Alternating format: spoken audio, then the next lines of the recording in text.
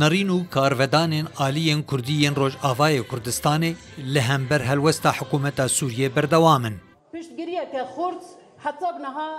Hikûmeta Sûriyê xweste ku daxwazên konferansa yekrêzî û yekhelwestiya Kurdî li Rojavayê Kurdistanê bi hewlên parçekirina Sûriyê binav dike û derencamên wê red dike.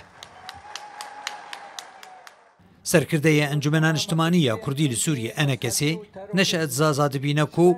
lez di helwesta hikûmeta Sûriyê de hebû. دبیجن حکومت شامی براسی جی اف هلوستا هناکی هلوستا کی بلز بو هلوستا کی دروی واقع بو نگری دای بو ابدا بناوروکا کو ایرو روج دوی دیتنا سیاسی دهاتیه لسر وجی تکست کن ایرو روج ملت کرد همیشه وای خواه جور بجور گو تکس کر گو او روز ایرو خودی سورینا خواسته کو تا خازوانا که نل دجیه گیتیا سورینا برو واجی وینا که او دیتنا سیاسی اواگو ام بجن ناوندید سوری دوکی فدرالی ایرو روز اویا بهتر گردای خواسته کو تا خاز ما به ام بجن نممکنه گو سوریا استقرار ببینه اگر وگوتی ما په ملت کرد دستوریا سوری د نوې چسپاند نممکنه سوریا د کار به بری به هر اگر چارستری نو گوتی پکاتین سوری همی چارستر نبنو د اداره وگوتی سوریا کب گشتی در سرکردەیە پارتیên Yekîtiya Niştimaniya Kurdî PNK Talal Mihemedjî dibîne ku yekrêziya Kurdî ne li dijî yekparçebûna Sûriyê ye. Daxisa vî konferansî û dibin çavdêriya hêzên Navnetewît û gelek ragihandinê dinyayê ev konferans şopand û bi erênî lê nerîn got dikeve xidmeta yekrêziya xaka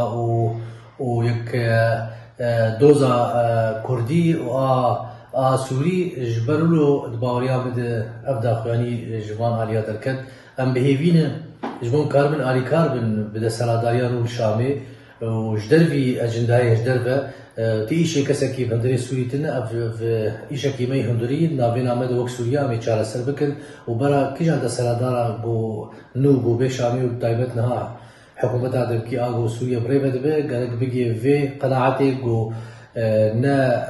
diyalog û tevlîbûna Kurda hundirê diyalogê û çareserîk siyasî ji bo doza Kurdî di baweriya me de wê pirsgirêka Sûrî çareser nebe. Sûriyeyê weke dewleteke demokratîk û nenavendî nîşan bidin.